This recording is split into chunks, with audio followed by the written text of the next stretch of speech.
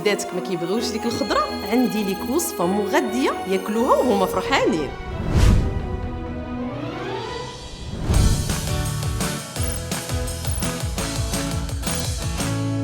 باش نوجدوها غنحتاجو مستحضر ديال صلصه البيشاميل دامتي فروماج، بنه طياب دامتي تومه، الملح، زيت الزيتون، نص لتر ديال الحليب، 300 غرام ديال الصدر ديال الدجاج مقطع، 4 ديال الحبات ديال البطاطا مقطعه دوائر ومسلوقه، بروكولي مسلوق، 2 ديال البيضات، قزبر ومعدنوس مقطعين، فروماج ايدام محكوك، فروماج موتزاريلا محكوك، كمون، ابزار، تحميره، وندوزو للتحضير.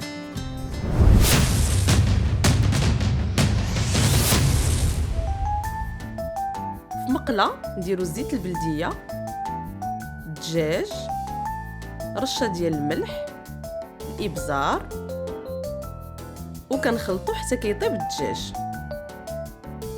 ومن بعد غادي نحتفظوا به جانبا.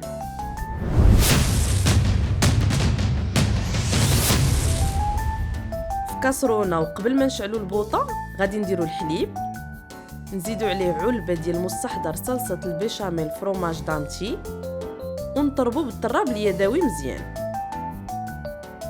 نشعلوا عليها العافيه حتى كتعقد لينا لاصوص، ونطفيو عليها.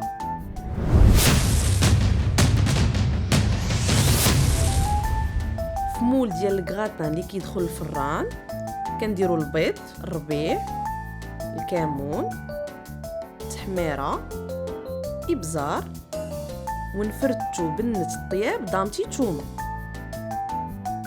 كنخلطوه ونزيدو على الخليط البطاطا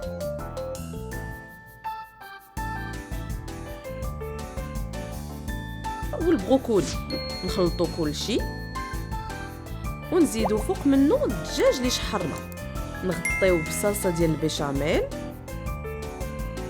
نرشو الفرomage ايدام محكوك والفرomage موتزاريلا محكوك، ندخلوا الكغاتان ديالنا حتى يتكراتينا على درجه حراره 200 لمده 20 دقيقه.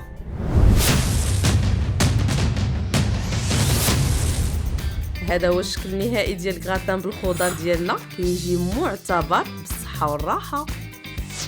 قبل ما ندوزو لسؤال الحلقه نذكركم بملخص المقادير.